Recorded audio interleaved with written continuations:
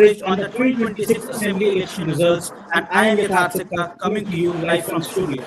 Today is a crucial day in Indian politics. The verdict of the people is unfolding across four key states and one union territory: West Bengal, Tamil Nadu, Keralam, Assam, and Puducherry.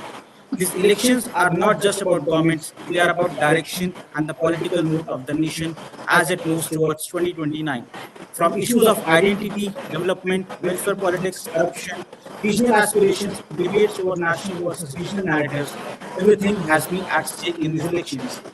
As as counting begins, the big question remains: will the incumbents hold grounds, or will these states witness another wave of political change? First, we will have a look at number in these states correctly. In West Bengal, BJP is leading at 76 seats, while Trinamool Congress is leading on 41 seats. In Tamil Nadu, TVK is emerging as the leading party with 97 seats, ADMK 61 seats, DMK 35 seats. In Puducherry, NDA is leading at 9 seats and Indian National Congress at 3 seats.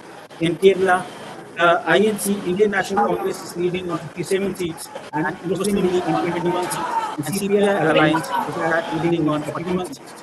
While in Assam, BJP has already crossed the majority mark and is on 74 seats, while INC is on 23 seats. With us, joining our guests from across the states,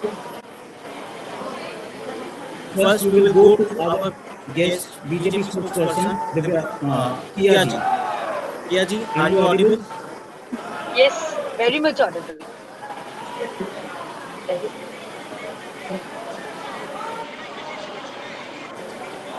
Yatharth, can you hear me? Yes. Kiya ji, congratulations, your party is leading. I'm sorry, I didn't get your question. Kiya ji, congratulations, your party is leading at the moment. Well, I don't think so. I got your question correctly. There is huge audio problem, I believe. All I can say is that, to quote Atal Bihari Vajpayee ji, अंधेरा छट रहा है, सूरज निकल रहा है, और कमल खिल raha hai in West Bengal. This is all I can say. The people of West Bengal have naturally chosen Bharatiya Janata Party as their only option because they believe that Bharatiya Janata Party is the only party which will give them employment, which will provide security for the female women, and which will bring industry, thereby no migrant worker, no brain drain will happen in the state, and the security overall development of the state can happen only and only through Bharatiya Janata Party. So people silently, they went, they exercised their democratic rights, and the outcome is though it's very initial, but we are certain of the outcome, that it is BJP and BJP all the way in West Bengal. Kiya ji, what do you think is working in your favor? The ground, organization, campaign strategy, or voter dissatisfaction? Well, all three, I would say. Firstly, of course, after 2021, definitely we got a major jolt in terms of the organization, the post-poll violence. It was fierce. It was horrific. But coming from that, we have made a turnaround, and some way or the other, our karyakartas, our ground workers, and the senior leaders, the Honorable Prime Minister, the Honorable Home Minister, they have made several rounds in the state, and somewhere we have been able to make people trust us that it is BJP which is going to generate employment. It is BJP which will work for the women. It's not only about the 3,000 rupees. It is not only about the 3,000 rupees to youth and the women. It is also about the employment, like Modi ji has said about this Lakpati Didi scheme. Modi ji has said about the 7th pay commission being put into reality within 45 days after we come to the government. Also, there is a huge question of the security.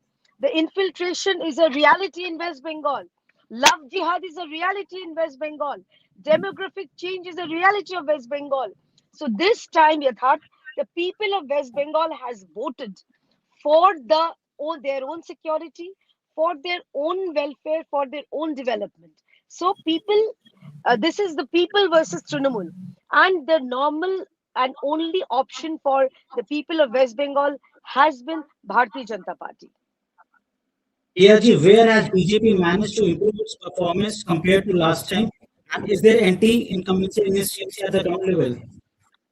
Well, there has been anti-incumbency for Mamata Banerjee since long. Since 2016, people have realized that it was like in the communist regime, it was PAN, then Mamata is Communist 2.0. So it was fired. Because I always considered Mamata Banerjee as a communist, extended communist party, her ideologies, her people, everything. So people have realized that this kind of government which only thinks of the Banerjee family. This is Bua Bhatija party. So people have somewhere or the other, they have realized that this kind of government can never be a government driven by the family, can never do well for the people of West Bengal. A first, and we have what we have done is that our ground workers very slowly they have been able to reach the people of West Bengal and said that see, BJP is going to ensure the happiness of your family. It's not only about the 1,500 Lakhir Bhandar which Trinamool gives. This is the apart from this dole, Trinamool never ever spoke about any development happening in the state. No industry. An industry means Mamata Banerjee has herself promoted chop shilpo. So this cannot be the industry. This cannot be the future of West Bengal. Bharatiya Janata Party, on the other hand, we have promised of proper industry industrialization, security of women, which is a very, very, very big issue, and also the demography, as I said, North 24 Parganas, South 24 Parganas, Malda, Murshidabad. These are the regions where the demographic change has happened. So somewhere people has realized that if it is not BJP, then we are not safe. So this is, I think, this has worked in the psyche of people. As you are leading right now, how do you see the performance of TMC? Are you satisfied with the performance? I'm sorry, your voice is coming muffled. As you are leading right now, how do you see their performance? They are also giving you competition. Well, there has to be in democracy. We are not Trinamool party that we want to decimate everybody. There has to be, there has been free and proper elections. But the question remains that why was Mamata Banerjee and the Trinamool so scared of a free and fair poll? Of course, there has to be. They have been in power. They have uh, taken up all the unfair means you could think of. So we believe in democracy. We believe in strong opposition. However, people of West Bengal has chosen, the trend is initially very clear. They have chosen a political party which will work on behalf of them and ousted Trinamool Congress from power. This is the mood of the people.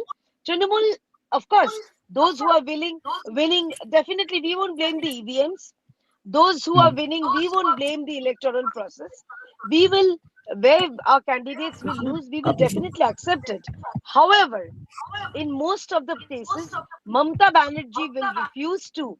This is, I would say, Mamata Banerjee has already started blaming the EVMs. She has started blaming the election commission. So these are the feelings for them.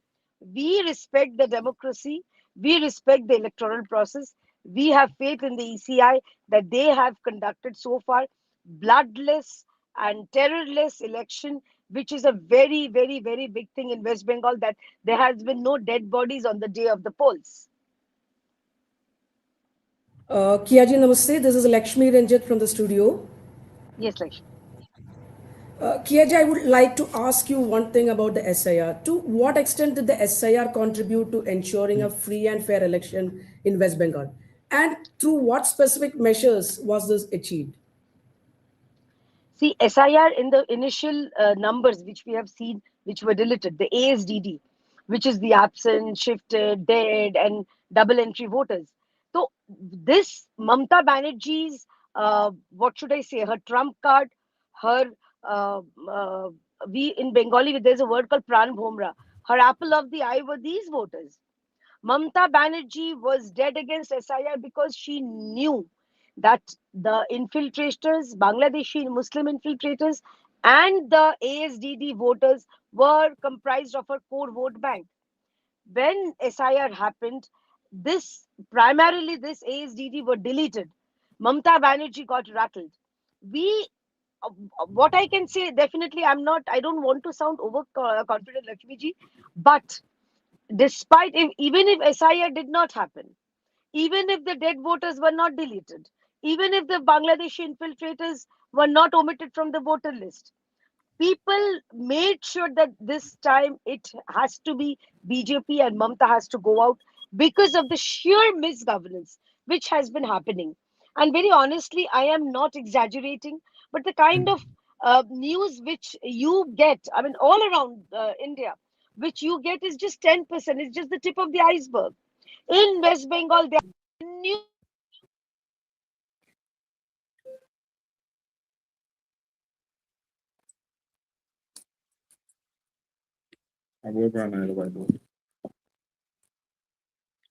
Is there any network issue with Kia ji?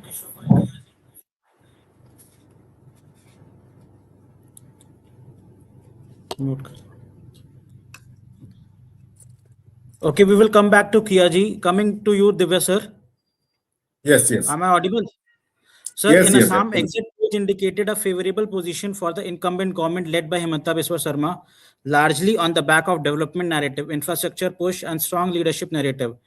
BJP has already crossed the majority mark. How do you see this? See, it's officially it's little bit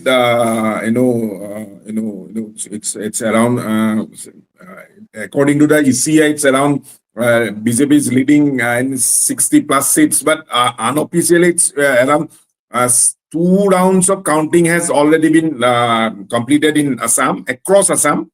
There will be roughly 18 to 19 rounds in Assam. So it's two rounds completed in major constituencies. There are some constituencies where third round is also completed. So Yes. as of now, 87 seats, BJP plus BJP and their alliance NDA is leading in 87 seats, 87 seats plus. And Congress is leading 21 seats. Oh, it's not something unusual, but it was expected that BJP will do very well in this election based on their development agenda. Last 5 years, last 10 years, they are in power for last 10 years from 2016 to 2026. They have done tremendous development work across Assam. And based on their development agenda, they have fought this election, and now they are getting the mandate from the people. Even though it's very early, it's hardly the third round counting. But one important factor I'd like to tell to my audience, to our audience. Congress, out of 26 seats where Congress plus Congress and their alliance are leading, all seats are minority dominated seats. Yes. Not a single seat where Hindu Assamese are majority. They are able to lead till the counting of third round. In fact, the big leaders like Gaurav Gogoi, he is trailing by around 4,500 votes. Another leader of the opposition, Akhil Gogoi, is a left ideologist. He is trailing by around 2,000 votes. 185টা শুরু তো করি। আমার একটা programme আর এত phone করে না। So you see, their leader of opposition in Assam Assembly, Debabrat Sakia, he's son of former Chief Minister Hiteswar Sakia. He is trailing in his constituency. So this is a very very interesting fact that Congress and their alliance are not able to lead so far in a single Hindu Assamese majority seat. Not even in the tea workers dominated seats, not even in the tribal dominated seats, Adivasi or Janjati dominated seats. So this is a very interesting fact. And this is what BJP, their leadership, CM Himanta Biswa Sarma PM Modi and Home Minister Amit Shah was trying to say that this is only BJP who can safeguard the future, who can safeguard the identity, who can safeguard the who can safeguard the indigenous people of Assam, who is facing tremendous aggression from the Bangladesh origin Muslims in Lower Assam. If you analyze the election trends in Assam, we have to segregate Assam into five different parts, five different segments. That is Lower Assam, North Assam, South Assam, Upper Assam, and Middle Assam. See, the Lower Assam district heavily, popularized by this Bangladeshi origin Muslims. It is absolutely, there are 3-4 districts in Lower Assam like Dhubri, like Barpeta, like Goalpara, like Darang. They are above 80% Muslim population. Congress is doing tremendously well in those districts. But if you consider, Assam is Hindu majority districts in the North Assam like Sonitpur, Biswanath Chariali, Dhemaji, Lakhimpur, there are absolutely zero presence of the Congress party. Not a single seat they are leading in North Assam. In Upper Assam, in Dibrugarh and Tinsukia districts, all seats are now, or in all seats, BJP is leading. There are 13 seats in Tinsukia and Dibrugarh. BJP is leading in all the seats.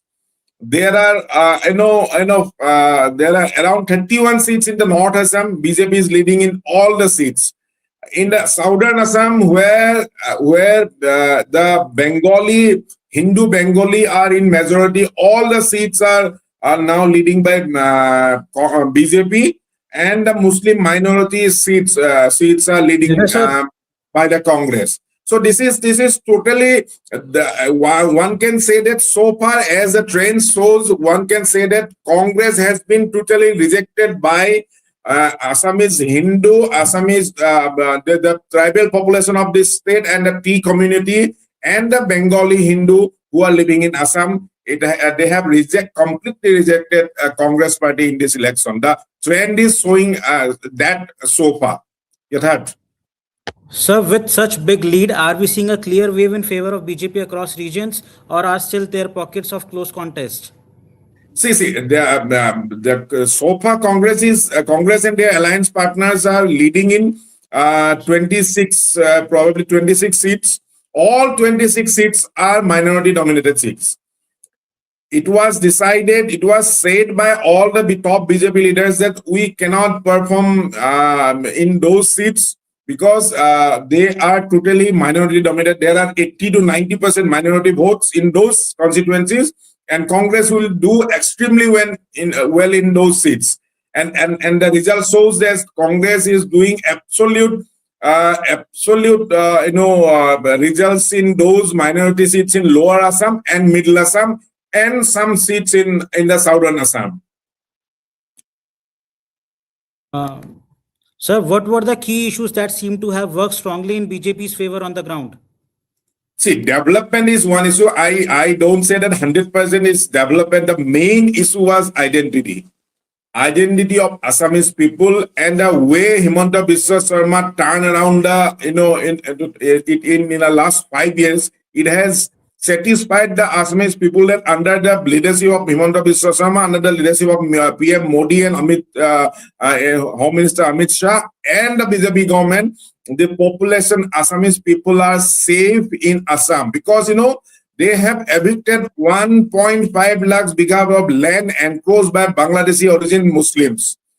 There are instances where satras, where the cultural hub created by Guru Sankardev were enclosed by the Bangladeshi Muslims. In the birthplace of Guru Sankardev was enclosed by the Bangladeshi Muslims.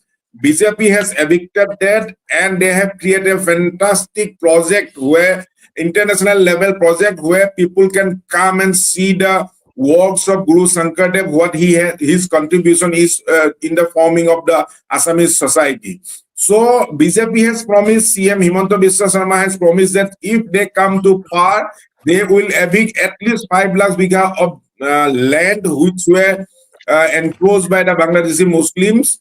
And in the last 5 years, the way the government is running, the way the government is creating jobs, the way the industries are coming to Assam, the way the infrastructure has been created, the way the transparent way, 1.65 lakhs government jobs were given by this government in last 5 years. They promised 1 lakh job. They delivered 1.65 lakh job, but not a single instance of corruption was raised by any opposition. Could have raised by any opposition. It was so transparent. People from the remotest area of Assam, people from the T tribe community, people from the tribal community, people from the remotest areas, even people from the Muslim community who are poor, they have got the jobs, government jobs, purely on the basis of merit.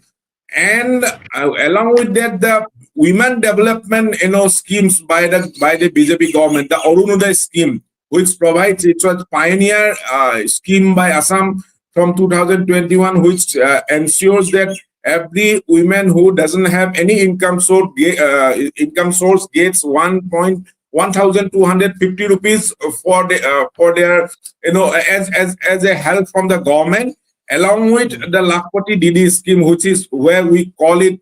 The name is slightly different, but the aim is same. Lakpati Didi. 40 lakhs women were given 10,000 rupees under the self-help group scheme to start their own small business in their villages, and we have seen tremendous results.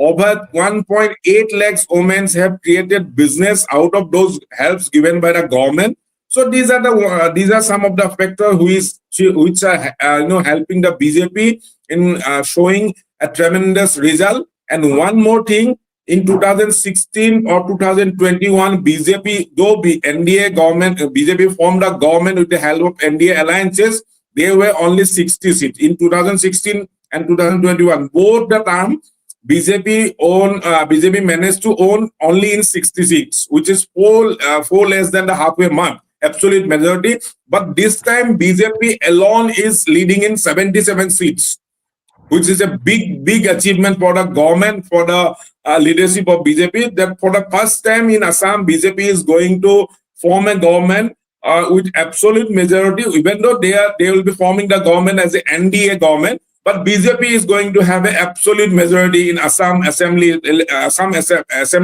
for the first time in the history of Assam. And it will be third consecutive time, sir.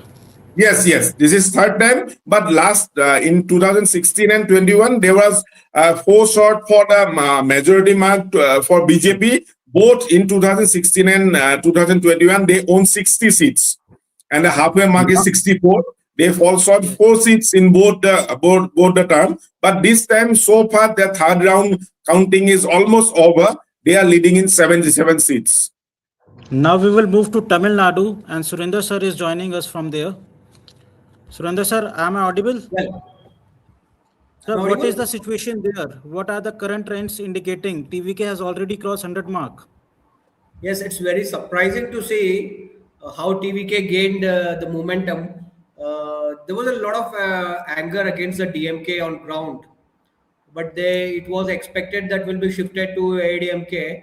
But surprisingly, TVK Joseph Vijay, who was not in the game for the last 2 years, or just he entered, and later there was a big stampede and no activity on ground, though with a cine background and personality, and that anger and the appeal from the youth, the first time voters, it seems that they might have chosen the TVK Joseph, though they have said, and when I was on ground, so they have seen the DMK and the ADMK rulings, and they want some kind of a change, though they have many issues with the law and order, and particularly the corruption from the DMK ministers, and the way they talk with the opponents, and all these have accumulated to become an anti-incumbency against the DMK. Even now today, it's, as per the latest, the Stalin also is trailing, and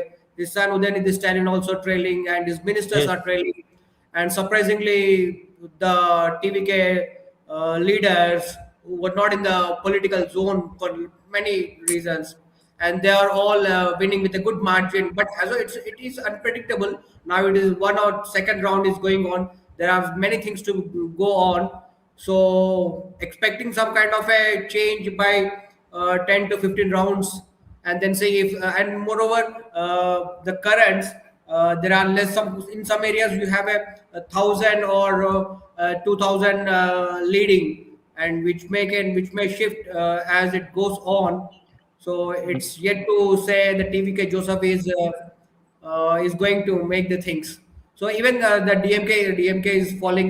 DMK is nowhere in the game, it seems to be, but ADMK is Yes. also fighting its battle. So let's see that. So with DMK trailing significantly, are we seeing signs of strong anti-incumbency, or this is more about a new alternative emerging? It is morely a new alternate emerging. So they have the voters are saying that they have seen the DMK and ADMK, and they want a new face. Though he is not having any kind of a political exposure or political experience, the people have chosen him. So it still shows that the movie Stardom is influencing the voters. So now I will come to Lakshmi ma'am. Lakshmi ma'am, what is the current situation in Kerala? Where do you see the trends heading? Uh, Thanks, Siddharth. After a month of long wait, Keralam has arrived at its moment of truth. Across Kerala, counting has officially commenced at 140 centers. So Kerala saw a record of a massive 79.83% of voter turnout this time. The contest was traditionally seen as a bipolar fight between the left-led LDF and the Congress-led United Democratic Front. However, this time the Bharatiya Janata Party transformed the contest into a triangular contest. So, if you look at the numbers, we could see that currently, during the initial stage of counting, BJP was leading in five constituencies, including the Nemam high voltage constituencies like Nemam, Karakutam, Palakkad, Manjeshwaram, and all. But currently, we could see that when the more counting rounds happened, we could see a less numbers with the BJP. So currently, UDF is leading. That is Congress-led UDF is leading with 89 seats, Yes. while the CPM-led LDF is leading in just 47 seats. So what is remarkable thing at this point we have to note is that the CM Pinarayi Vijayan is trailing from its traditional seat, that is Dharmadam.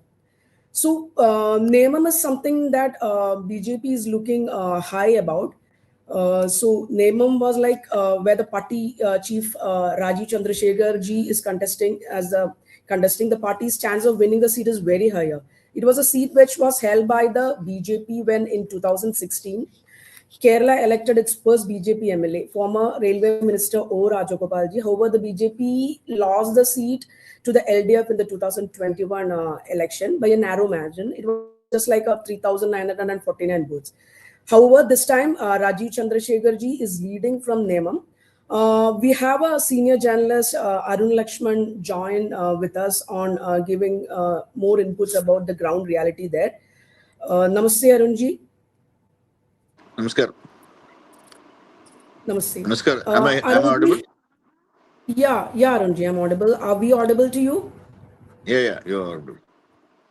In Okay, fact, Arun as ji, you, yeah.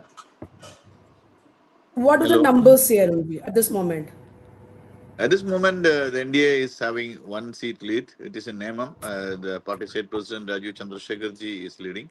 But earlier in the earlier turns, the first round, the BJP-led NDA was leading in 5 seats, which were traditional seats. We have a strength there.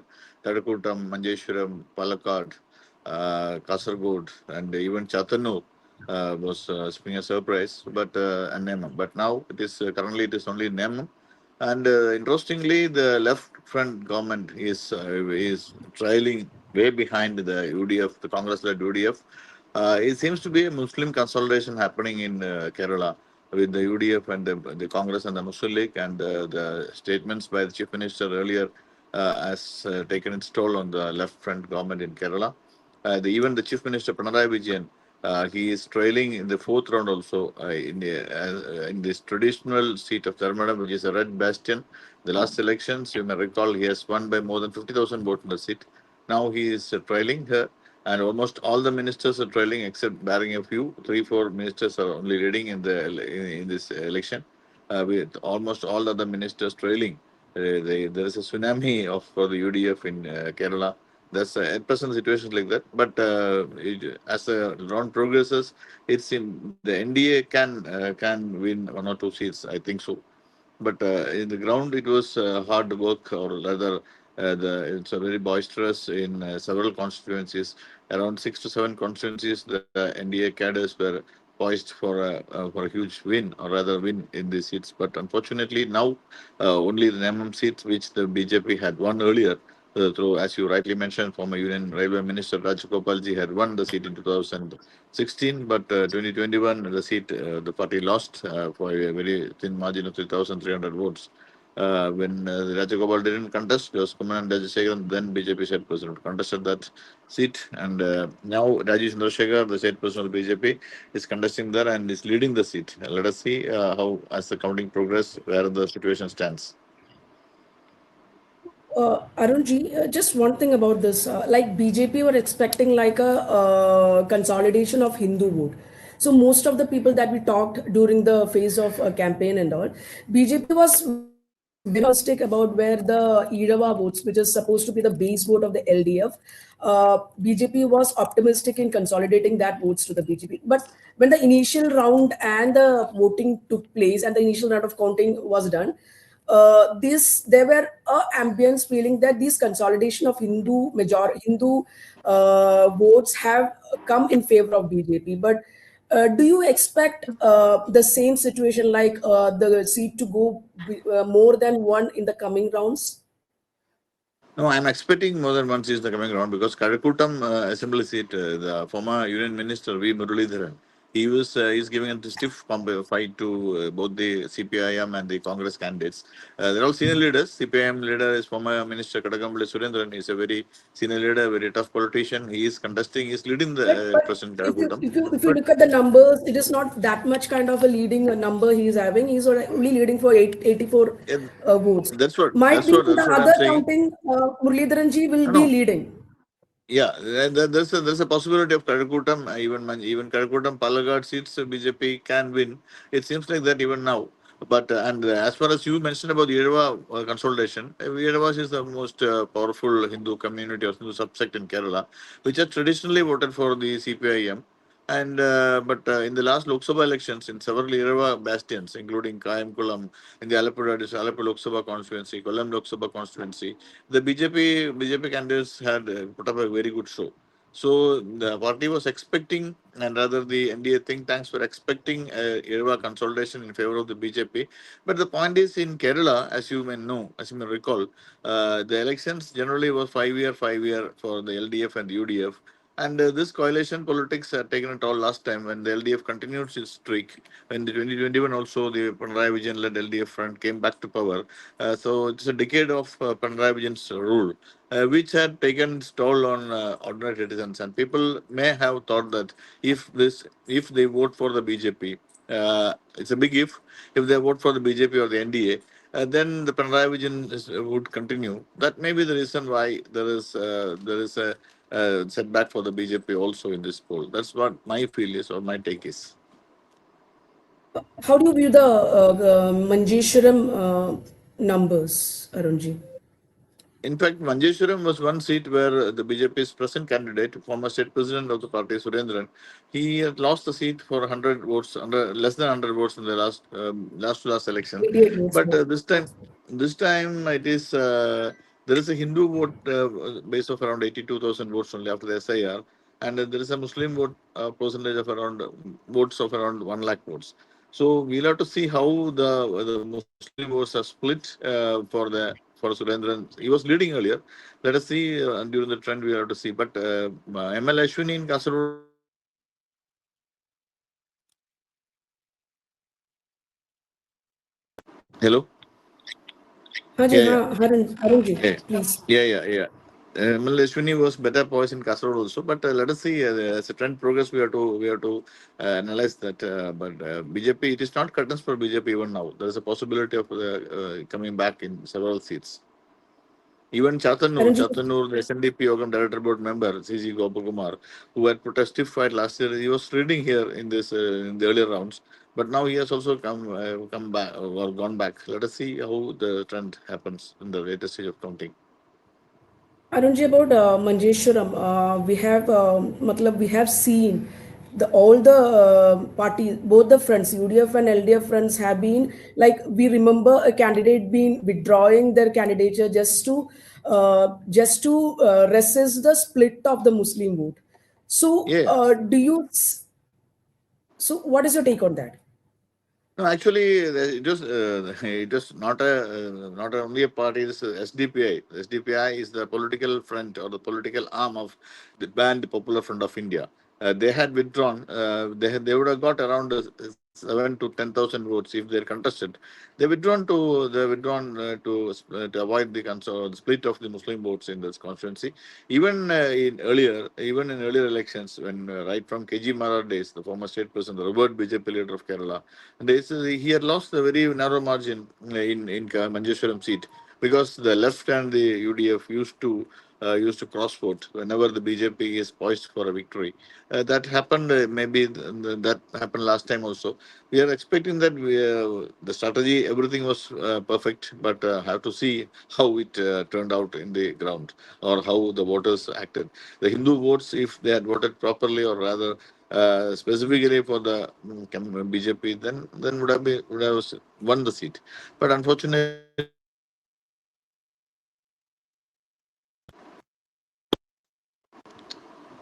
yeah. So this had happened. This may cause a very sad situation for the BJP if the Hindu community has not properly voted for it, because you cannot expect any Muslim votes in Manjeshwaram seat, especially it's a very polarized constituency there in Manjeshwaram, and You that's it. Okay, Arunji, you have been following the Tamil Nadu elections also. Now about the trend. TVK is leading in over 100 seats, and the DMK ADMK combined struggle to keep up. Are we witnessing the sunset of the 50-year-old Dravidian duopoly? Maybe because Tamil Nadu, as you know, Tamil Nadu has always supported superstar actors. But you may contest that Kamal Hassan had contested. No, Kamal Hassan is not that big star in Tamil Nadu like Vijay or maybe in the earlier days of MGR. So Vijay is repeating that phenomenon. He is taken 107 seats, odd seats in the lead now. But as earlier the gentleman was mentioning, it is too earlier now. Let us have to see, because it's a very tight three-cornered fight. ADMK has also given a stiff fight. ADMK and DA campaigners, I think they have touched around 77 seats. And the DMK is lagging far behind because there were several issues, and incumbency was there. The crime rate had shot up. Those situations may have tarnished. Even in Madurai, PTR is behind. Stalin was behind in Kolattur in several rounds. I have to follow up the present situation of Stalin. Udayanithi Stalin was behind. All the senior leaders in Tamil Nadu, except for barring three ministers, they were all behind. We have to see how the situation turns up. It is 118 seats. They have to have to a simple majority. They have to touch 118 seats. We have to see whether there will be an ADMK, BJP, Vijay combined coming to power. We have to see that it's early times, because yesterday itself Vijay had told his party leaders that to whoever wins the situation, they have to come straight to him and don't go elsewhere. Maybe he was expecting a poaching in Tamil Nadu. You may remember after Jayalalitha's demise, there was a resort politics in Tamil Nadu also, in O. Pannirselvam and V.K. Shashigala. There are possibilities of the Vijay was experiencing such things, but now he has already led by more than 100 seats. It may not happen. Let us see. Arunji, Tamil one Nadu more is the thing biggest about state. Tamil Nadu, that Tamil Nadu has a long history of looking to the silver screen for its political leaders, from MGR to Jayalalitha. There was a gap after Vijayakant and Jayalalitha's death, with Vijay's TVK currently crossing the 100 seat mark in early leads. Are we seeing a revival of the star to statue sentiment? Yeah. The star sentiment is coming back. Maybe the anti-DMK vote has they have found a savior in Vijay. That may be the reason why. And Vijay is a superstar by all account. He is a big superstar of Tamil Nadu. So naturally, when he throws his weight for, and he has done a good research, he has good leaders. He has good leader like Busi Anand, the former Congress MLA from Busi seat in Puducherry. He's the architect behind Vijay's all the work, because he was the Vijay Fan Association president earlier, and he was the one who transformed that party, the political outfit. Busi Anand, a lot of strategies. Let us see. Two early trends. Arunji, Yadav is having a question for you. Arun sir, namaste. Yeah, namaste. Sir, with parties like PMK and Congress limited to only few numbers, is this turning into a completely new political equation in Tamil Nadu? PMK had a division, as you may note. PMK and Pumani Ramdas and Dr. Ramudas, they are split. The party is on the verge of a split. Officially, also Ramudas and Pumani has taken over, and Congress is not in the picture right now. And the Congress, actually, senior leaders like Manikan Tagore, Jyotimani MP, they were all for an alliance with the TVK, but the high command stuck on to the DMK alliance. So there will be rumblings in the Congress party also, naturally, because the DMK is biting the dust. That's what my feel is. Yeah, there can be a new evolution of political or churning of the political. Arunji, thank you for joining with us. We expect you at the 5 to 7 p.m. slot also.